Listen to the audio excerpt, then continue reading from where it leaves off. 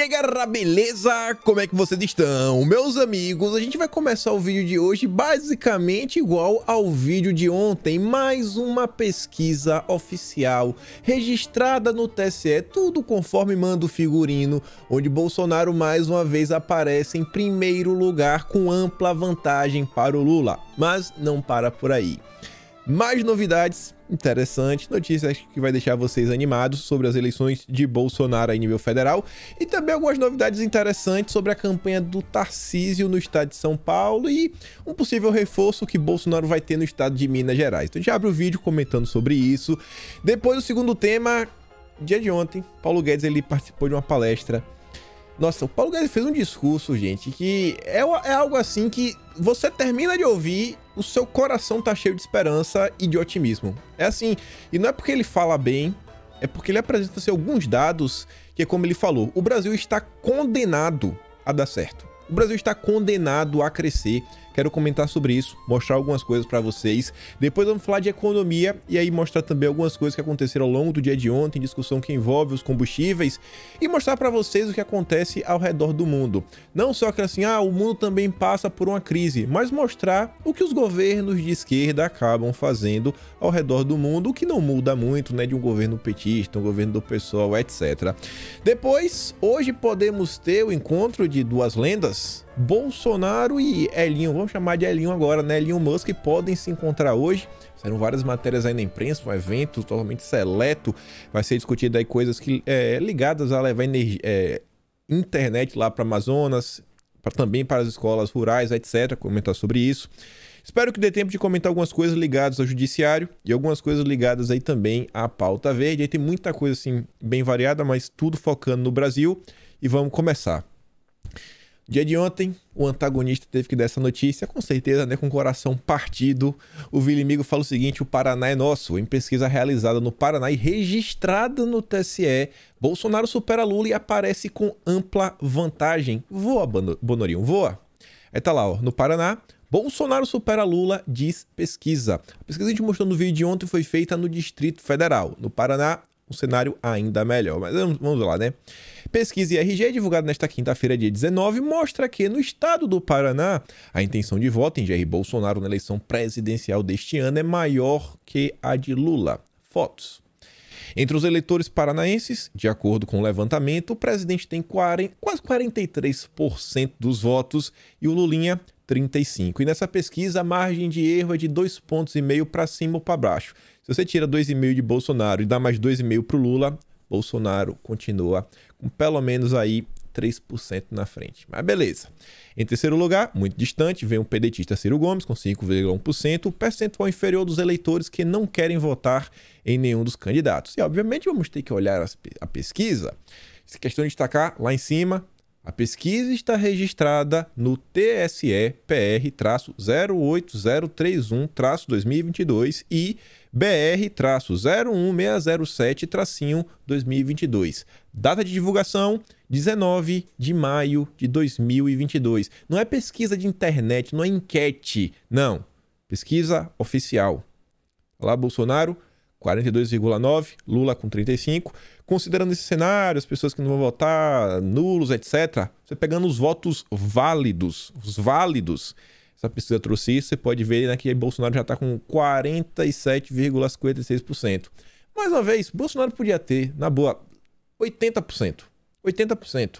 Não vou comemorar, tá com 80%, vai vencer, etc. O que eu fico de cara é com aquela narrativa que o Lula é o grande favorito, que ia vencer com as mãos nas costas, que ia levar no primeiro turno fácil, que isso, que aquilo outro.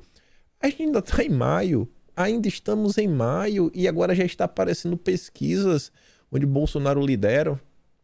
Então assim, né? Ai, onde está o favoritismo do Lula? Deve estar escondido lá no Projac. Mas vamos continuar. Ainda no âmbito de pesquisa, essa daqui saiu na Exame, Instituto Ideia, também registrada no TSE, tá lá embaixo, BR 01734/2022, foi realizada com 1.500 pessoas entre 14 e 19 de maio. E o interessante dessa daqui é o seguinte, isso daqui você vê assim, como eu posso falar, né? o desenvolver, as tendências, pronto, é a palavra que estava me faltando. Você vê que o Lula não só bateu no teto, mas parece que só faz cair. Só faz cair. A campanha petista só está caindo. A diferença entre Lula e Bolsonaro aparentemente nunca foi tão pequena. O Leandro Rocha faz questão de destacar. A pesquisa do Exame Ideia mostra a diferença entre Lula e Bolsonaro diminuindo pela metade em relação ao levantamento anterior. No segundo turno, se os candidatos para presidente da República fossem Bolsonaro e Lula, em quem você votaria hoje? 7%. A menor diferença, né? Isso porque o Lula ia vencer no primeiro turno. Nossa, favoritíssimo. 85% dos votos. Mas vamos continuar. Ainda falando em pesquisas, mas essa daqui não é eleitoral. É um tipo de pesquisa diferente. A Era colocou aqui dia 29, mas é dia 19. Esse aqui foi dia 19. Tô na dúvida aqui agora, mas se atrapalhou aqui na primeira data. Enfim. BBC News. Como envelhecimento do eleitorado brasileiro pode afetar as eleições? Ela fala, né? Vamos aplaudir os idosos que conservam a moral, né? E discorda das pautas progressistas. Votem! O envelhecimento do eleitorado brasileiro deve dificultar a aprovação de pautas progressistas e mais identificadas com a esquerda, como a legalização do meu corpo, minhas regras e das drogas. E vamos dar uma olhada, né? O Brasil, que já foi chamado de país do futuro, tem eleitores cada vez mais velhos. Essa mudança reflete a transformação demográfica do próprio país como um todo e tem impactos diretos nos rumos da política nacional no curto, médio e longo prazos. Dizem especialistas. Especialistas ouvidos pela BBC News Brasil. Que especialistas? Eles são especialistas em quê? Agora, é uma coisa que me incomoda no início, né? O Brasil, que já foi chamado de país do futuro, tem eleitores cada vez mais velhos. Os velhos, eles não podem representar o futuro, eles não têm nada a agregar, eles não conseguem melhorar a sociedade em que nós vivemos. As tias do Zap, elas são descartáveis, elas são um peso. Já assim, um início bem preconceituoso. Mas vamos continuar. Segundo eles, esse envelhecimento do eleitorado brasileiro deve dificultar, por um lado, a aprovação de pautas consideradas progressistas e mais identificadas como esquerda, quem já falou. Em um horizonte mais imediato, o aumento no número de eleitores mais velhos é um fator que pode ter bastante peso nas próximas eleições presidenciais. Por quê? O envelhecimento do eleitor é uma boa notícia para Bolsonaro, que tenta a reeleição e tende a ter uma maior aprovação entre os mais velhos. Do outro lado, é um desafio para seu principal rival e favorito nas pesquisas, o Lula, que pontua melhor entre os mais jovens. Em 2014, os professores James e Geoff, da Universidade de Oxford, lá no Reino Unido, publicaram uma pesquisa indicando que, à medida que o eleitorado britânico envelhece, aumenta a tendência de que ele vote em maior número no Partido Conservador, legenda teoricamente mais identificada com a direita e a defesa de valores tradicionais daquele país. Essa matéria ainda cita a relação entre o conservadorismo, ideias mais à direita, com a religião. Você vê como são as coisas. O que é que o PT ataca? O vereador do PT invadiu o quê? Templo religioso, né? Você vê como são as coisas. Porque falar em Jesus Cristo é tão...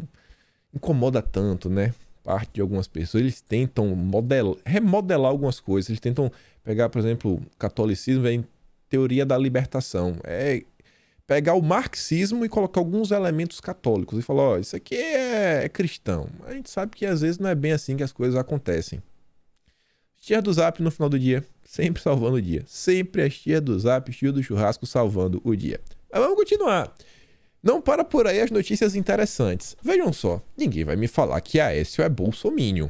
Longe disso. Aécio é o típico político do poder. O que ele gosta é do poder, de ter o controle na mão, poder brincar e não sair do jogo. Ele quer continuar na máquina. Aécio diz que MDB foi sócio do PT. Prega a candidatura do PSDB, mas ala tucana cola em Bolsonaro. Matéria interessante. Olha só. Desafeto do João Dória, o Aécio Neves diz que o PSDB não deve fechar aliança automática com a Simone Tebet. Aécio já reclamou mais de uma vez que o MDB foi sócio dos equívocos do PT. Nos bastidores, tucanos avaliam que a estratégia tem como objetivo abrir caminho para o apoio ao presidente Jair Bolsonaro. apoia Bolsonaro. Antes de comentar, ex-presidente do PSDB, Aécio diz, porém, que os tucanos devem apresentar a candidatura própria, sabe? Não deve ser nem Lula, nem Bolsonaro, desde que não seja o Dória. O importante integrante do Diretório Nacional do PSDB, que preferiu não ser identificado, avalia que a tentativa do Mineiro de barrar uma aliança com o MDB é uma evidente ajuda a Bolsonaro e que ao impedir a união dos dois partidos, algum tipo de serviço está sendo prestado à reeleição do atual presidente. Agora, para e pensa o seguinte, Aécio não é um cara de direita, pelo contrário, nas eleições de 2014 ele, por exemplo, gravou um vídeo falando, não, eu sou de esquerda, o PSDB é um partido de esquerda. Tem um vídeo dele, você colocar aqui na plataforma, Aécio falando que é de esquerda para valer, ele diz. Ele não é um cara de direita, e ele é um cara que gosta de estar no poder. Pro Aécio não está colando com Fernando Henrique Cardoso, Aloysio Nunes, José Aníbal, Tasso Gereissati e outros tucanos da velha guarda que estão apoiando o PT. O Aloysio Nunes já declarou apoio no primeiro turno. Eu vou apoiar o Lula, tá claro. O Aécio não tá apoiando o Lula é porque parece que ele deve estar apostando que Bolsonaro tem mais chance de vencer, né? Parece que o Aécio não tá bem convencido das pesquisas e da narrativa da Rede Globo. Pensa o seguinte, Aécio é um cara que quer estar no poder. Ele tá apostando, se isso aqui for verdade, né, que Bolsonaro é favorito. Ao falar do MDB, Aécio não economiza nas críticas a parceria que o partido já teve com o PT. Na nova matriz econômica que levou o Brasil a 3 anos consecutivos de recessão, na ocupação desenfreada do Estado por um grupo político, na equivocada política externa que fez o Brasil ser conduzido por um arcaico bolivarianismo, representado por Hugo Chávez e Maduro, em todos esses equívocos, o MDB esteve lá. Interessante, tá interessante. Briga na terceira via. E outra matéria que eu falei para vocês, também temos algumas novidades boas para o Tarcísio no estado de São Paulo. Vejam só. O Márcio França concedeu entrevista para o Estadão ao longo do dia de ontem. A entrevista longa, comprida, saiu hoje de manhã, 5 da manhã. A entrevista foi ontem. A manchete é o seguinte: nunca combinei muito com o tom vermelho, diz Márcio França sobre esquerda. Ele nunca combinou com o vermelho, mas o Márcio França é do PSB. E naquele evento que tocou a Internacional Socialista, ele sabia cantar do início até o fim. E ele não combina com o vermelho. Se ele combinar, não sei, com o roxo, o vermelho que apodreceu, né? O sangue apodrecido, ressecado. O subtítulo que o Pedro Venceslau, que foi o jornalista que o entrevistou, escreveu foi o seguinte, ó. Para ganhar votos em São Paulo, ex-governador tenta atrair eleitorado mais amplo e diz que sua candidatura alivia a tarefa de Lula no estado. Opa, peraí. Para tentar ganhar votos mais amplo, então quer dizer que você se considerar de esquerda não ajuda, não traz muitos votos. E olha o que ele diz. Para ganhar em São Paulo, é preciso ser menos de esquerda? Eu nunca combinei muito com esse tom de vermelho. Não é o meu estilo. Sou do PSDB há 40 anos, foi meu único partido. Não posso ser acusado de ser incoerente. Mesmo com toda a narrativa da imprensa, mesmo com todo o esforço aí de uma grande ala de influenciadores, jornalistas, etc., o Brasil continua caminhando, nem que seja para uma centro-direita. Mas o Brasil não é um país de esquerda. O Brasil não é um país de esquerda. Não é. Ao longo da entrevista, o Márcio França ele se coloca a favor dos policiais, tem que reagir. Não, esse negócio aí... ele fala, inclusive, que o Geraldo Alckmin estaria errado quando o jornalista fala que o Alckmin uma vez falou assim que não, que o policial, quem não reagiu chegou em casa vivo, quem não reagiu contra a bandido, ele falou, não pode ser assim, não é minha posição, sempre defendi os policiais. Posições, com certeza, né, que os direitos humanos que a esquerda tanto defende ficariam contrárias, ficaram chocadas com o Márcio França. Então, peraí, ele basicamente está falando que hoje o Tarcísio, até o Rodrigo Garcia, estariam muito melhor colocados perante a sociedade do que a candidatura dele do Haddad, que colar na esquerda não traz votos. Ele diz, eu compreendia os movimentos do PSDB e achava que o partido não devia ser tratado como inimigo, era um adversário. O convite ao Alckmin é uma mensagem aos brasileiros. Ele fala, não, eu não sou de esquerda, sou um cara moderado, sabe você conversar com o PSDB. Inclusive tem conversa aí de bastidores, não sou nada na imprensa ainda, que o Márcio França ele vem mantendo conversa com o Rodrigo Garcia. O Rodrigo Garcia não deve levar, mas caso o Márcio França vença, eles podem compor uma coalizão, né, para governar o estado de São Paulo para 2023. Como o senhor vai se equilibrar na busca pelo eleitor de esquerda e o de direita? Elisa, para o eleitor que vota no Haddad e no PSOL, a conta é óbvia. É melhor ter 2 aliados no segundo turno do que um só para correr menos risco. Mas a separação não é entre esquerda e direita. Olha o que ele diz agora. Vejo o Haddad e o Rodrigo Garcia como 2 pessoas com jeito parecido, jovens acadêmicos e menos populares. Acadêmicos, teóricos. O Tarcísio é um técnico e eu estou no lado mais prático e eles no teórico. Ou seja, estar no lado teórico não é tão bom. Então eu estou falando que vai ser meio que conflito. As pessoas querem mudanças reais. Então aí ele está colocando o Tarcísio como grande nome a ser batido. Parece que o estado de São Paulo pode finalmente ter um alinhamento ao governo federal e um governo de direita. Tô ficando animado para outubro. Outra coisa que também me deixou animado.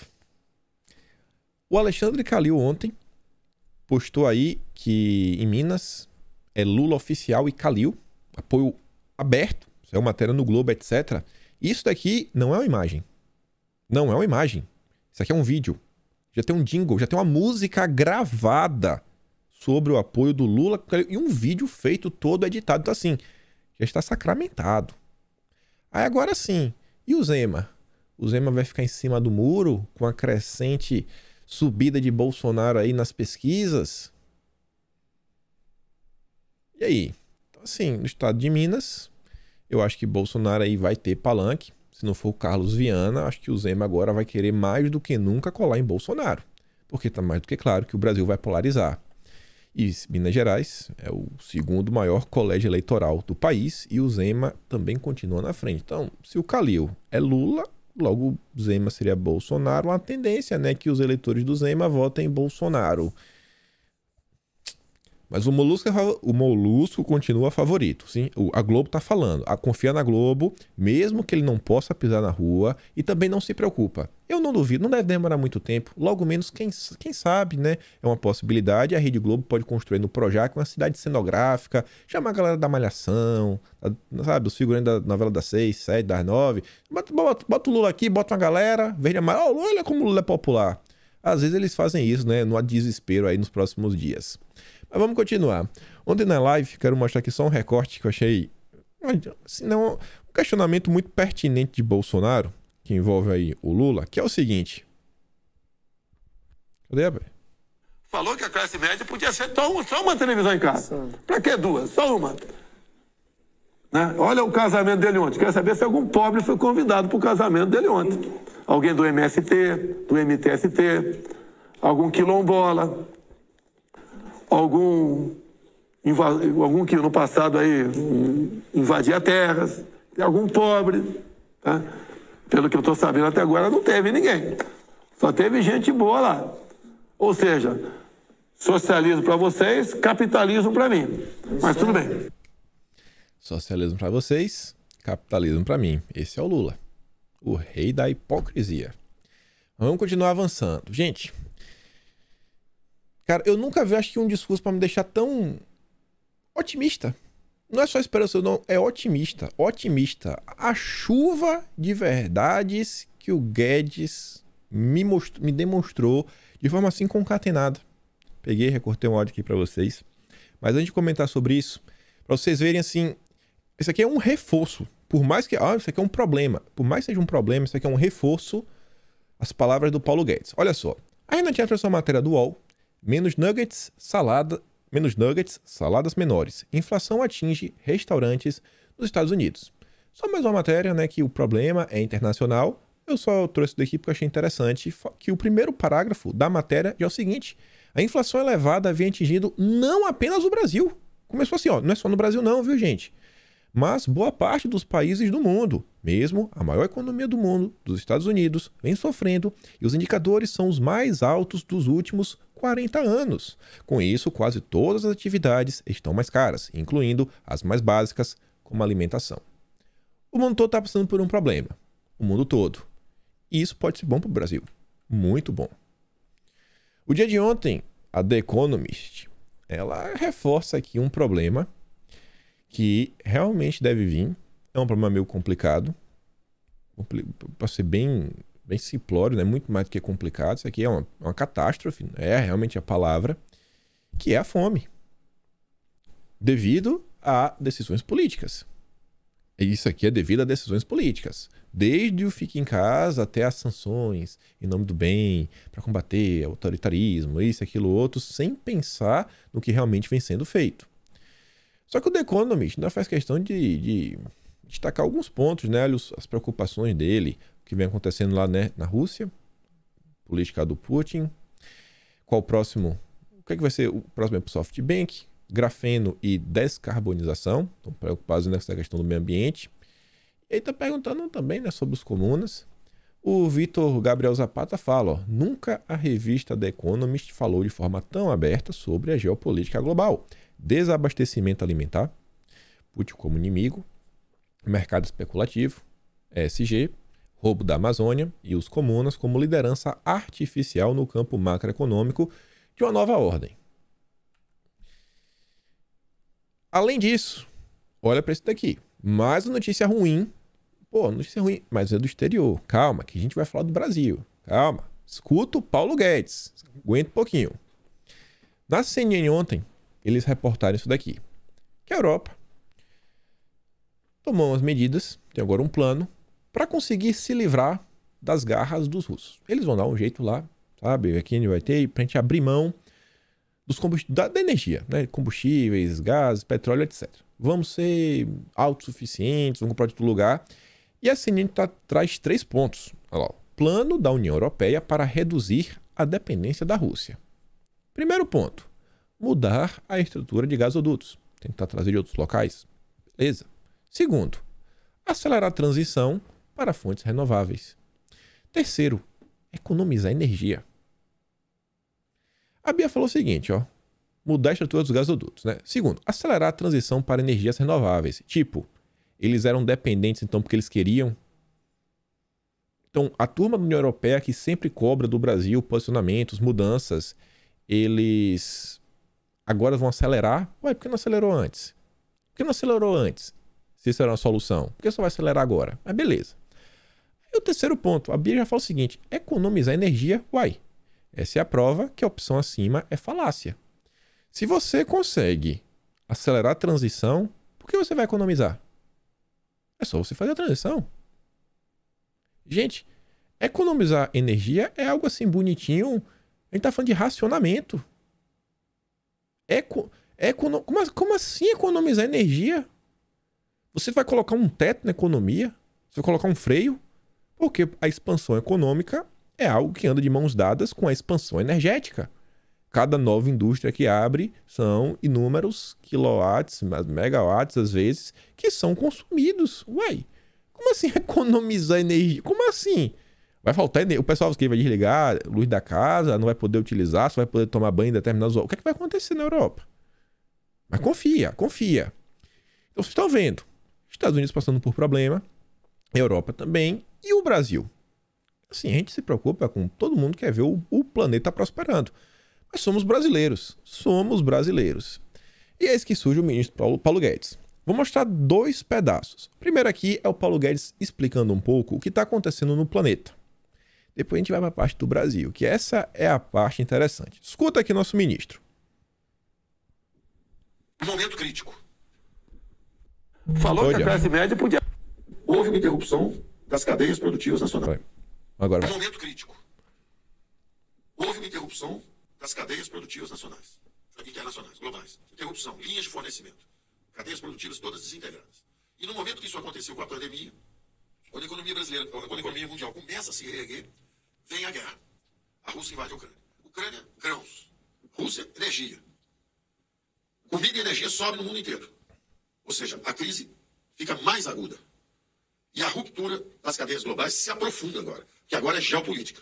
Os americanos descobriram o seguinte, não adianta fazer semicondutor na Ásia, porque na hora da guerra, a China fecha o Pacífico Sul e a gente fica sem 5G, fica sem tudo lá de cá. Indústria automobilística, para tudo. Então, a geopolítica aprofundou definitivamente a ruptura das cadeias globais. Elas não serão reconstruídas nos mesmos eixos. Não serão. E, ao mesmo tempo, a Europa descobre também que 40% da energia dela está vindo da Rússia. Então, assim, você quebrou. Você quebrou as estruturas. E elas têm que ser reconstruídas. Mas elas não serão reconstruídas da mesma forma. E antes de eu mostrar para vocês que Paulo Guedes vem para nos apontar, nos mostrar como o Brasil está condenado a dar certo, vou trazer aqui uma pequena matéria. Cadê? Comunas negociam compra do petróleo russo. Conversas se dão entre governos com pouco envolvimento de petroleiras no momento em que a Europa se articula para barrar o óleo.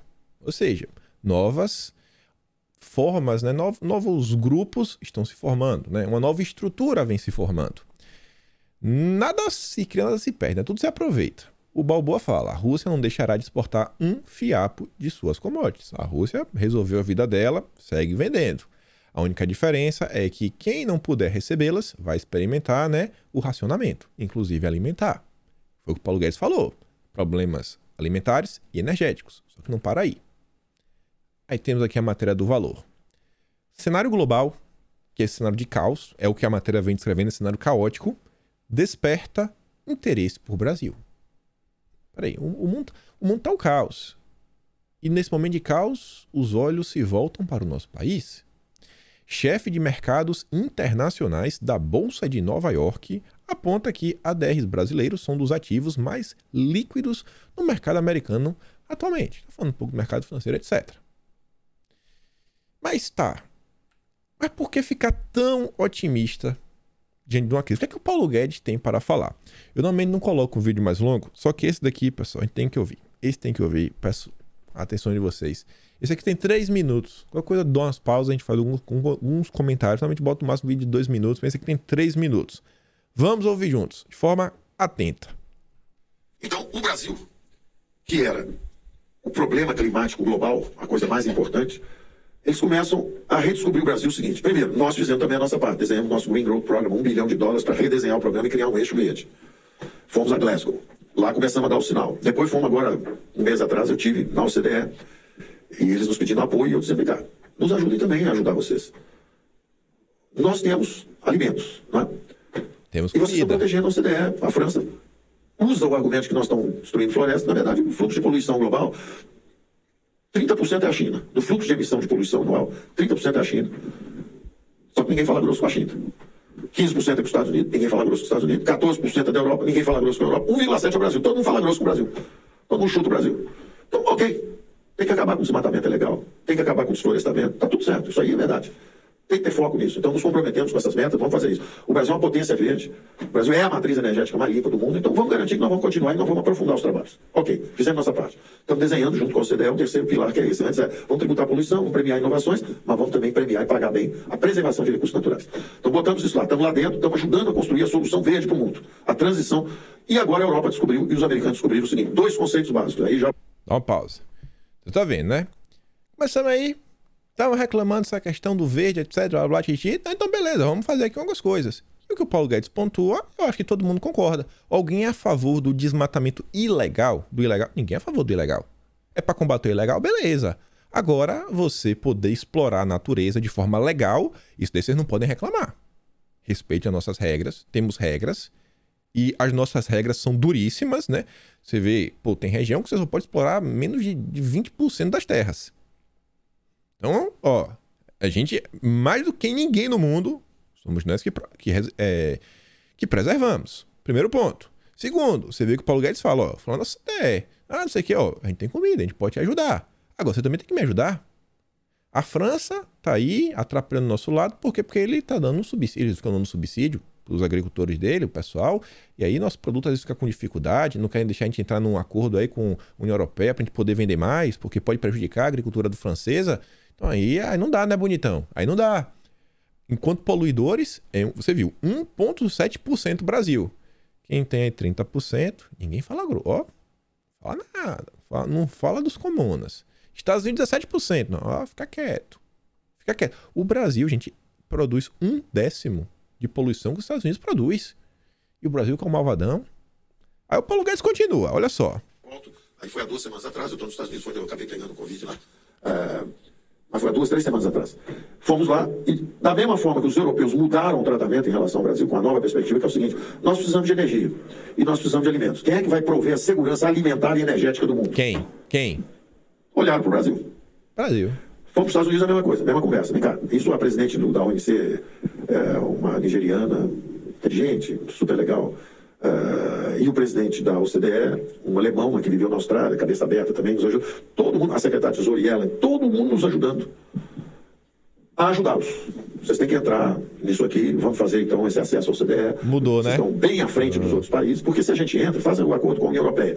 Pô, o Brasil e a Argentina tem muita comida. Nós podemos ter a segurança alimentar para vocês, mas vocês estão há 30 anos, 20 anos enrolando a gente, desde a rodada de Doha. Vocês fecharam, vocês protegem a sua agricultura e usam o argumento da Amazônia para impedir o nosso acesso. Nos ajudem. Nos ajudem. Vamos integrar as cadeias globais de uma forma limpa, verde, mas vamos integrar. O Brasil está aberto. Na hora que está todo mundo fechando, o Brasil está aberto. E virou a maior fronteira de investimento, porque durante também a pandemia fizemos as reformas de marcos regulatórios. Então, 5G, telecomunicações, eletricidade, gás natural, que é transição. Fizemos essas reformas. Saneamento. Lei de falência. Quer dizer, fizemos tanta reforma. Cabotagem. Então, o Brasil... Olha a quantidade de reformas que foram feitas. Fora a questão ligada à Previdência, enfim. Para você preparar o mercado para receber investimentos. Investimentos do setor privado. Nas mais diversas áreas. Imagine se o Brasil não tivesse aí também o marco das ferrovias. Ferrovias e cabotagem é a questão de logística. O Brasil produz, tá? E na hora de escoar? E na hora de escoar a produção? Obrigado, governo Bolsonaro. Obrigado, governo Bolsonaro. Mas tem gente que diz que o governo não fez nada. O governo entregou tudo, né? Baixou as calças, alguns falam, frouxonaram e o povo não recebeu nada. Aí o Paulo Guedes listando. É bem fácil de ver. Mas vamos continuar. Virou realmente uma maior fronteira de oportunidade de investimentos. Na hora que eles estão procurando onde investir para garantir a segurança alimentar e energética deles. Então, o momento é decisivo. O Brasil está lá, marcaram o pênalti, a gente botou a bola, é só chutar. É só chutar, para usar a sua imagem de futebol. A bola está lá sem goleiro. Sem goleiro. Nós podemos ser a maior fronteira de investimentos do mundo pelos próximos 10 anos. Eu termino dizendo, já temos 800 bilhões, que são 2 planos Marshall contratados. O que reconstruiu a Europa no pós-guerra, nós já temos 2 contratados. Nós estamos condenados a crescer. Eu já temos 2 planos Marshall engatados. Antes deles decidirem que nós éramos a segurança energética alimentar do mundo. Ou seja, agora é que eles vão começar a investir. Tá bom, né? O filme tá bom, não tá ruim. Basta a gente fazer a nossa parte. Antes deles entenderem, antes de todos esses conflitos, antes de todo esse caos que o mundo está presenciando, o Brasil já tinha 2 planos Marshall. Contratados, 800 bi. Imagine agora. E você vê. Ah, vocês querem discutir? Você gosta de carbono? Beleza, agora sim. A gente vai construir aqui, viu? Vai ser do governo, a gente vai criar a plataformazinha, bonitinha, certificação bem simples. Vamos botar para andar. Vamos botar aqui também, na energia. Vamos botar. Tem aqui um projeto gigante. Offshore eólica aqui no mar. Vamos aqui um pré-sal azul. Venha, invista. Vocês querem energia? Temos. Vocês querem energia? Temos. Esse vídeo aqui, obviamente, vou mandar lá no Telegram. Eu acelerei ele um pouco, ele dá 5 minutos. O Paulo Guedes fala mais devagar do que isso. Você deve ter percebido que dá um pouco acelerado. Vou mandar lá no Telegram, junto com outro vídeo. Eu recomendo assistir essa palestra, porque o Paulo Guedes não fala sobre isso. Ele fala sobre o segundo governo Bolsonaro, o segundo mandato. Gente, assim, é algo animador. Eu não consigo acreditar. Isso aqui foi uma palestra lá no Traders Club, que alguém saiu dessa palestra e falou, não, eu vou votar no Lula. Eu não consigo, porque ele fala, ele mostra os problemas dos governos anteriores, como eles destruíram o Brasil. Ele fala da questão das instituições, dos problemas políticos atuais, defende Bolsonaro, inclusive combate a esses ataques que os apoiadores do governo propagam fake news. Cara, eu nunca tinha visto um discurso tão bom do Paulo Guedes. É uma palestra que acho que tem assim meia hora de vídeo que não começa nada, mas ela no total tem em torno de 1h30, 2 horas. Paulo Guedes realmente encheu meu coração de otimismo, não é de expansão, de otimismo. Mas vamos continuar. No dia de ontem, o Lira ele fez uma postagem. Saíram algumas matérias na imprensa que falando que os governadores estão meio chateados, podem perder aí 100 bilhões de reais no ano de prejuízo, etc. No início eu me empolguei bastante, até tinha feito um post no Twitter, depois eu removi, porque eu parei assim, vi algumas postagens falando de 10 em vez de 17, eu fiz uma matemática, eu falei, pô, não sei.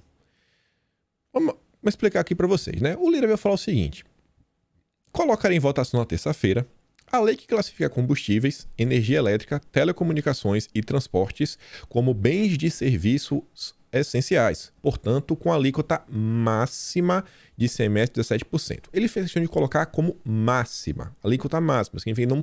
Aí eu me pergunto, esse máximo significa que no máximo é 17%, mas que o ideal é que seja menos do que 17%? Esse não é um debate político ou ideológico. É um debate de país. Vou conclamar todos os poderes para refletirmos sobre a realidade emergencial do mundo de hoje que afeta o povo e exige ações institucionais com visão de nação. Bom, você pega a gasolina 6, que eu acho que já passou de 6 em vários locais. Se você colocar 17, se você considera que 17% da alíquota, do valor da gasolina é ICMS, daria R$1,02. Você vê que o valor anterior, né, que foi questionado aí na decisão do Mendonça, é porque o Confaz tinha colocado em real, né, R$1,0006, ou seja, um valor ainda menor que esse. Um alíquota de 17% poderia dar um valor ainda maior. Teve um certo choro aí, mas pequeno. Não sei até que ponto isso daqui realmente poderia ser uma solução ou não. Não sei o que é. Vale a pena observar. O pessoal falando, pô, isso aqui tem que ser no máximo 10%, que aí realmente faria sentido, né? Pô, pega a gasolina de R$7, se fosse 10% seria 70 centavos. Seria realmente reduzir os 30 centavos que Bolsonaro falou. R$6 seria 60 centavos. Enfim, vale a pena observar que proposta é essa, ver mais desdobramentos. A imprensa inclusive falou que o Lira está meio que em voo solo. Eles estavam reclamando da postura do Lira, né? Se a imprensa está reclamando, talvez não seja realmente algo ruim, porque o Lira não combinou com o Pacheco, o Lira não combinou com o Judiciário, com os governadores, etc., que terem com apoio. E também serão notícias que o governo federal, Bolsonaro, está conversando com aliados, buscando soluções para o preço dos combustíveis. Mas vamos continuar. Quero comentar isso daqui só rapidinho, mostrar que a Shell vai investir em projeto de hidrogênio no Porto de Açu, que é um projeto para ver, né, se dá certo e depois com certeza aumentar. Segundo o vice-presidente de Relações Corporativas da petroleira, o projeto terá inicialmente 10 megawatts de capacidade, mas poderá ser expandido nos próximos 3 anos. Deve ser aqui um pequeno laboratório, ver se dá certo, etc. E isso aí foi feito, essa fala, no evento do Mercado Global de Carbono, que é o evento aí que vem sendo promovido pelo governo federal, lá no Jardim Botânico. Comentei com vocês no final do vídeo de ontem. Quem não viu, assista. Trouxe algumas informações extras que não vai ter, eu não sei se vai ter alguma matéria na imprensa, mas fui atrás do pessoal do Ministério para ouvir deles e tentar explicar para vocês o que é que passa na cabeça do governo. Agora o que eu queria comentar mesmo era sobre isso daqui. Olha isso daqui. Isso daqui não é só aquela matéria, tá acontecendo a crise dos Estados Unidos. Não. O que eu quero que a gente preste atenção nas políticas da esquerda. É a reflexão sobre o que é ter a esquerda no poder. O que é ter esquerda com maioria no legislativo, no executivo e nas indicações, né, do judiciário. Enfim, matéria na exame. Estados Unidos aprova projeto para impedir manipulação de preço dos combustíveis. E coloca entre aspas, né? Manipulação. Gente, não é impedir manipulação. Eles aprovaram um projeto de controle de preços. Os Estados Unidos, conhecido como o centro do capitalismo, do livre mercado, neoliberalismo, turbo-eco-fascista, como a esquerda fala, controle de preços. Uma medida totalmente socialista. É o que a gente ainda estava fazendo. O Bobo falou o seguinte: os Estados Unidos controlam o preço de combustíveis. Eu sei, ainda é difícil acreditar nisto. Em breve vocês lembrarão deste post. E olha só a matéria. A Câmara dos Estados Unidos aprovou nesta quinta um projeto de lei que busca impedir altas excessivas e manipulação em preços de combustíveis durante períodos de emergência energética. Tem várias coisas estranhas, né? Primeiro, por que tem que colocar entre aspas, né? Altas excessivas e manipulação? Você vai determinar quanto é o preço do combustível. E se causar prejuízo para as empresas, elas não vão produzir, porque vai estar dando prejuízo. E o final, eu não grifei, deixei para grifar junto. Olha isso daqui. Períodos de emergência energética. Significa o seguinte, que pode faltar energia. Os Estados Unidos correndo risco. O Brasil não fala de emergência energética. O Brasil não fala disso. Olha a mudança. Você ter uma maioria na Câmara, lá, né, de deputados de esquerda, e você ter um presidente de esquerda. mesmo os Estados Unidos conseguiu, tá? Eles vêm conseguindo destruir os Estados Unidos. A esquerda finalmente está conseguindo destruir os Estados Unidos. Talvez esse fosse o plano desde o início. O projeto venceu por 217 votos a 207. E aqui é sensacional. A votação seguiu o esperado.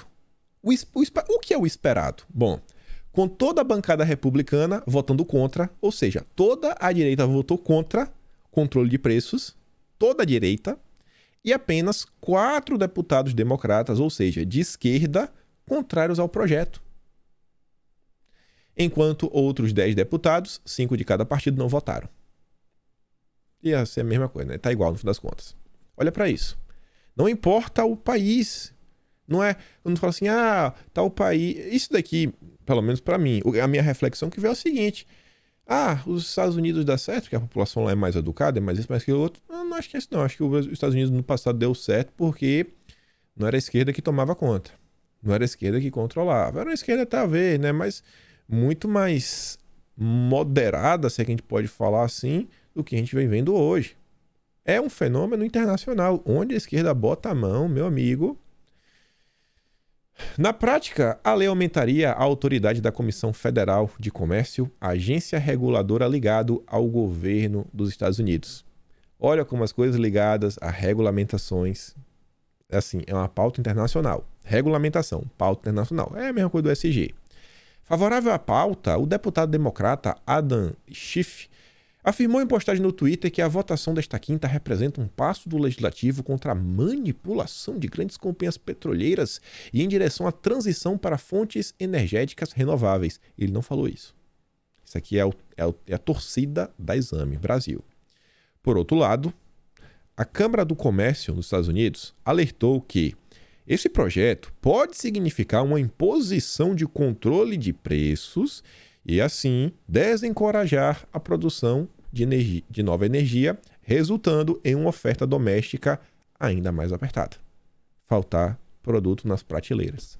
O que a gente viu no Brasil com Sarney, o que aconteceu com a Argentina agora, o que aconteceu na Venezuela no passado. Onde a esquerda bota a mão, meu amigo, não importa o país. O que o cara falou foi isso aqui, na verdade, ó. A Câmara acabou de tomar medidas para reprimir a manipulação de preços da Big Oil, do mercado de petróleo. $6 por galão para os californianos é inaceitável e desnecessário.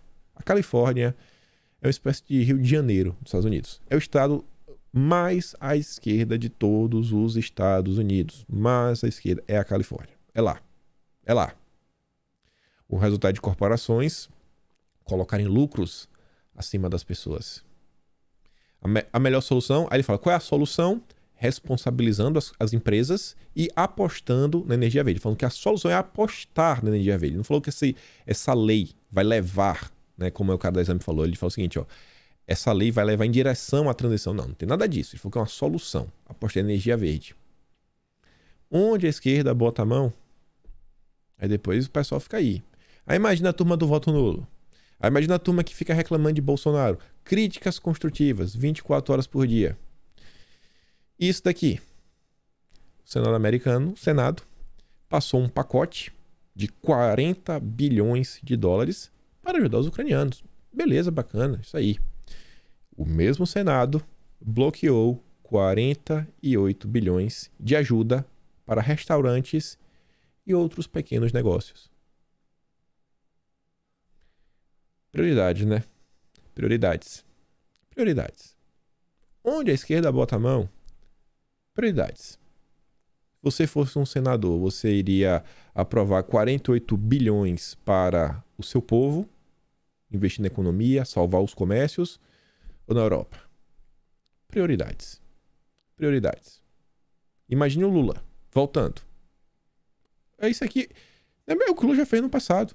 Em vez de investir na economia brasileira, BNDES. Ó, tem um amigo lá em Cuba, Fidel, conhece? Então, quer construir um porto, Mariel. Vamos ajudar?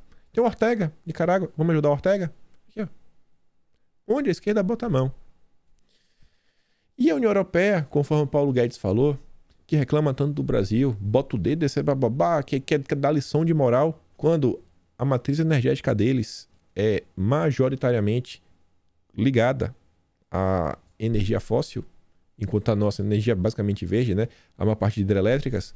Pois bem, a União Europeia vai aceitar, olha como eles são bonzinhos, eles vão aceitar queimar mais carvão para se desconectar da Rússia. Bem-vindos ao ESG, né? ESG para você, pra gente pode. Aí você fala, pô, mas esse ponto aqui, o E do ESG, que é de environment, de meio ambiente, eles não estão perdendo, não deveria diminuir os índices? Não, porque o ESG tem um S do social. Isso daqui é algo que você vê, é uma medida social.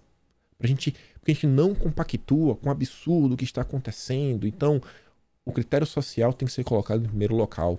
Vidas importam. Fique em casa. Economia a gente vê depois. E aí, já puxando para o nosso próximo tema, Elinho postou esse meme. 6 empresas de petróleo, SP, o índice de ESG da SP500 e a Tesla. E eu? Vamos falar do Elinho. Elinho hoje aí que pode contar com o Bonorinho. Lá, essa dupla aí, enquanto lendário, histórico no Brasil. Só que antes disso, olha como são as coisas. No vídeo de ontem eu tinha comentado sobre esse post, onde o Elon Musk, ele criticava o Partido Democrata, falando que pô, a esquerda vem se mostrando cada vez mais radical. Votei no passado, achei que eles eram bonzinhos, mas depois se mostrou que a esquerda é quem divide, sabe, a sociedade, quem propaga ódio. E, cara, mais para votar nos republicanos, o partido da direita, mais à direita. Ele postou isso ontem. Foi ele postar isso que... Vou ler a primeira postagem de baixo. Traduzindo, né? Ontem, Elon Musk, ele veio a público de falar que é republicano. No dia de hoje, no caso... Na verdade, essa postagem assim, anteontem, né? Anteontem ele falou isso e ontem a mídia corporativa tá falando que o Elon Musk é um predador na cama. Um dia depois, em grande imprensa, é um predador. No Brasil, tipo assim, ele tava no Jornal Nacional. O grande predador, Tigrão. Você pode, se você acredita na história ou não, né? Você tem, assim, você vai ser besta se você não entender que tem um jogo aqui, né? Tem algo acontecendo. Falando no Brasil, o Texugo fala, impressionante como certas ocasiões acontecem em eventos oportunos. Amanhã, no caso hoje, Elinho vai se encontrar com o Bolsonaro e, misteriosamente, um jornal aí aparece com a narrativa o tanto quanto suspeita sobre o cara. Tem aqui, ó. De acordo com documentos obtidos pela Business Insider, Elinho assediou uma comissária de bordo da SpaceX, expondo seu membro e oferecendo presente caso ela lhe fizesse uma massagem. A empresa pagou $250 mil pelo silêncio da vítima. Um dia depois dele falar que não vai voltar na esquerda e um dia antes dele se encontrar com o Bolsonaro. É inacreditável. Assim, a mídia ela é inacreditável. É inacreditável como as coisas acontecem. E aí, sobre o encontro, Elon Musk deve chegar amanhã no Brasil, no caso hoje, e se encontrar com Bolsonaro. O encontro, que está sendo mantido em sigilo pelo Palácio do Planalto, acontecerá no Hotel Fazano Boa Vista, no interior paulista, onde se realizará um almoço com empresários e alguns ministros do governo. A ideia é que ele apresente seus planos para conectar escolas rurais com banda larga e também de sistemas de monitoramento da Amazônia. Musk, nas últimas semanas, aqui é o Lauro Jardim, tornou-se uma espécie de ídolo do bolsonarismo por causa de sua oferta para comprar o Twitter, que agora está suspensa. O bolsonarismo espera que com Musk no comando, o Twitter fica mais amigável à extrema-direita. É dose, né? Esse é o jornalismo brasileiro. Esse é o jornalismo.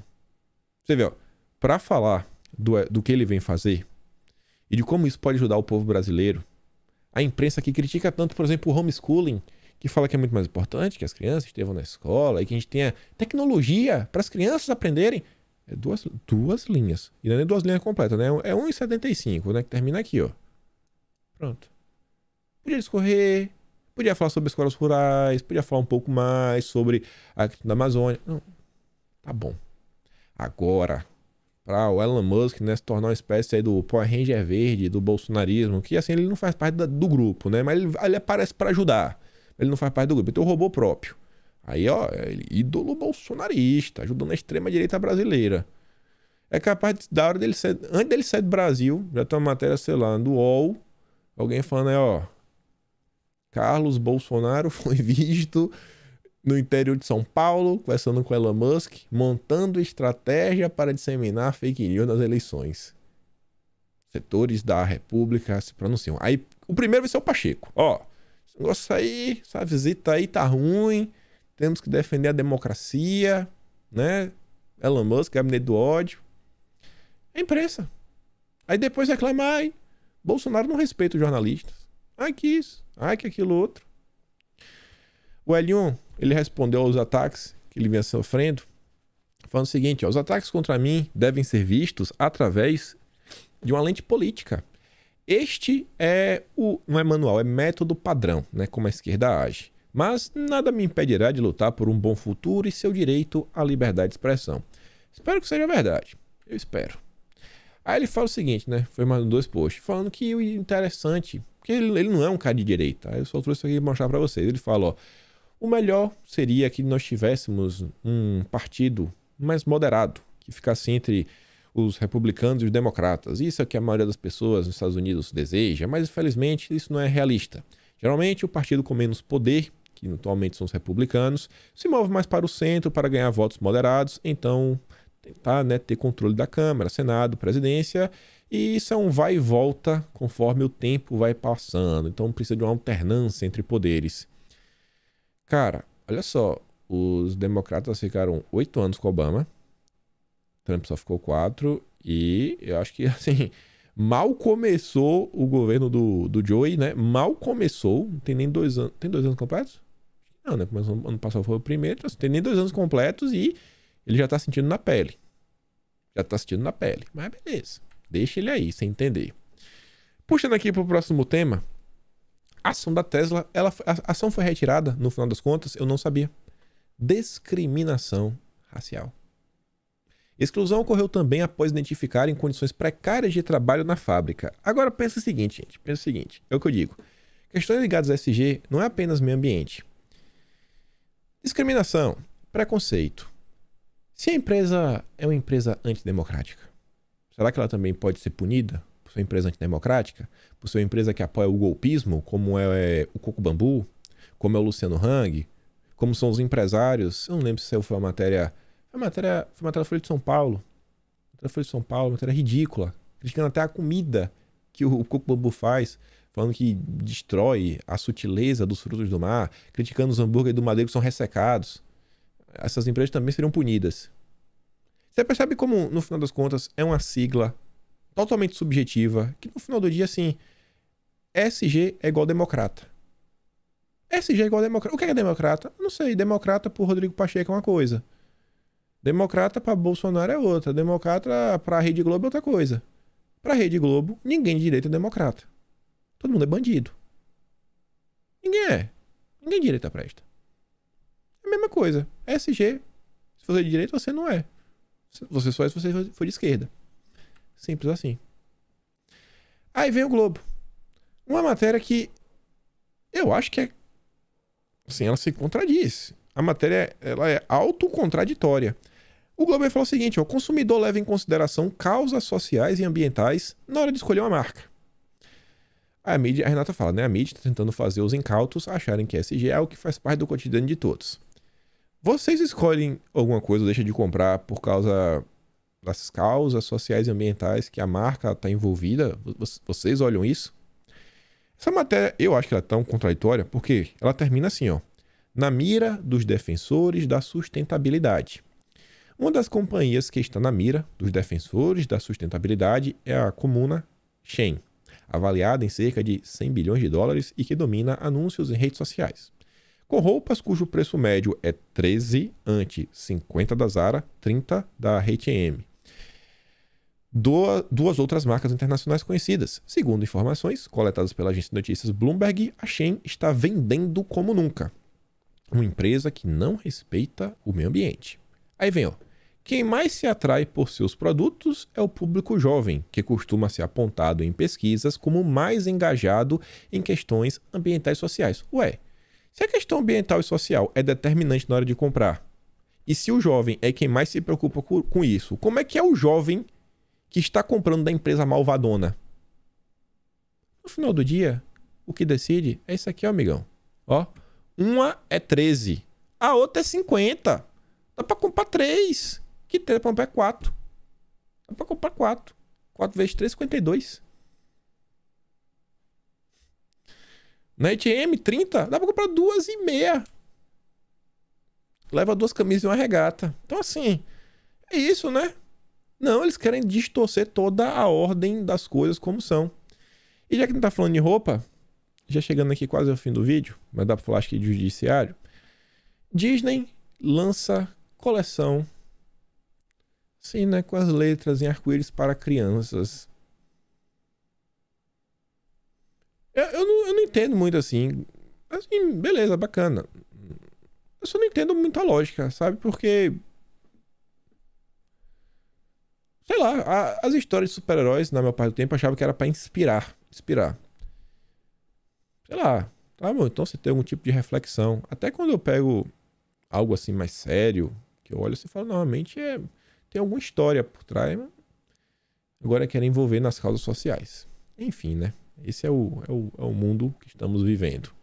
Falando de justiça, já pegando aqui um gancho nessa questão ali, primeiro seminário Teco, Joja e Jusdiversidade. Direito dos povos e das mulheres indígenas. Eu só queria saber o que é jusdiversidade. É um judiciário, é um jurídico, é uma discussão jurídica com diversidade. Não sei nem o que comentar sobre isso. Só queria mostrar para vocês, né? Coisas que vem avançando no Brasil. E quando eu digo que o judiciário a gente tem que... precisa de uma discussão mais profunda para a gente realmente conseguir ter uma mudança que eu acho que a direita iria ficar contente é por causa dessas coisas. Vai continuando. Coalizão e partidos vão à Suprema Corte contra processo de gênero permanente da população negra e pedem plano de combate ao preconceito estrutural. Beleza. Todos os partidos de esquerda foram atrás disso. Eu acho que todas as vidas realmente têm que ser defendidas, sem sombra de dúvidas. Só que você vê, né? Eles querem uma adoção de uma série de políticas e medidas para sanar o cenário de incompatibilidade da vivência da população com os preceitos da Constituição de 88. Que medidas? Imagina, a esquerda está recorrendo ao judiciário para impor medidas que vão mudar o convívio em sociedade. Você acha que vai dar certo? Às vezes até a intenção é boa, mas um dos principais pedidos é no sentido que seja determinada a união, tem que ser, mandar o governo fazer, com a participação das ONGs e do movimento negro, elaborar e implemente um Plano Nacional de Enfrentamento ao Racismo Estrutural e à Política de Óbito da População Negra. A esquerda vai agindo com todas as suas ferramentas. Aí vem, por outro lado, a mesma justiça no Brasil, juíza suspende julgamento que pode caçar vereador que invadiu a igreja. Aquele vereador do PT que invadiu a igreja, o julgamento dele foi suspenso porque supostamente ele recebeu um e-mail. O cara estava sendo preconceituoso. O relator do processo contra ele tinha sido preconceituoso. O Sidney Toaldo negou a autenticidade do e-mail. Não mandei esse e-mail. E aí? Mandou, não mandou? Como é que vai provar? Como é que vai provar? Se esse e-mail realmente saiu da conta do Sidney. Se provar não, saiu da conta dele. Como é que prova que foi o Sidney? Ela vai. Justiça do Brasil. A justiça, cara, ela parece que ela só funciona nos casos da esquerda. Mas vamos continuar. Procuradoria da Bahia sabia de contrato suspeito. O contrato dos respiradores do consórcio Nordeste, que envolve, né, os gloriosos aí, petista, Carlos Gabas, enfim. Apesar do então governador baiano Rui Costa dar desculpas farrapadas de que a Polícia Federal de não saber que havia pago adiantados 48 milhões a uma empresa de produtores, né, a Rempke, etc., pois não tinha pleno domínio do inglês, o contrato passou pelas mãos e recebeu aval da Procuradoria-Geral da Bahia. O despacho foi assinado pela Procuradora-Geral Aline Nunes e é datado em 7 de abril de 2020. Os respiradores adquiridos a peso de ouro nunca foram entregues. A Procuradoria destacou, sem se opor, que a Rempiquet pretendia o pagamento adiantado pelos respiradores. Judiciário. E ainda sobre o judiciário, só quero mostrar isso mais um, acho que dá para fechar. Defensores públicos apontam risco em projetos sobre ensino domiciliar. Os defensores públicos. Segundo o Conselho Nacional das Defensoras e Defensores Públicos Gerais, já veio que faz questão de botar, né? É boa noite para todas e todos. É tipo isso. Estar longe da escola representa riscos, principalmente para as crianças. No Brasil, temos crianças fora da escola, crianças fora da creche, blá, blá. O governo federal coloca como prioridade debater um tema que pode colocar crianças e adolescentes em risco. Judiciário. Pessoas aí do judiciário brasileiro. Defensoria Pública. Fala do Rodrigo Azambuja, né? Defensor Público do Rio de Janeiro. E já que falando em homeschooling, a gente comentou no vídeo ontem, a gente fecha o vídeo aqui com isso. O Itaú Social, o Itaú, comprou aí o Itaú, né? Comprou parte da XP. A Angela Dannemann, superintendente do Itaú Social, publicou um texto no Estadão e ela disponibilizou aqui no site do Itaú Social. Quero mostrar para vocês alguns pontos apenas.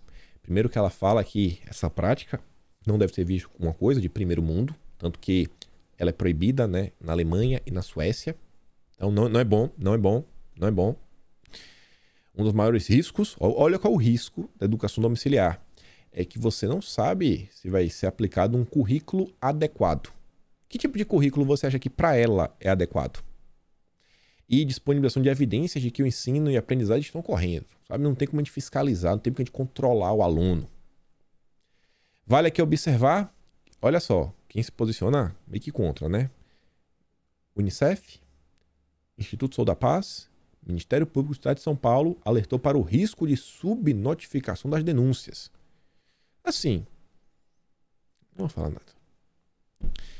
E aí ela também mostra pesquisas mostrando como a educação no Brasil está num momento ruim, complicado, que as famílias estão temerosas. E foi uma pesquisa que foi realizada pelo Datafolha a pedido do Itaú Social, Fundação Lehman e Imaginable Future.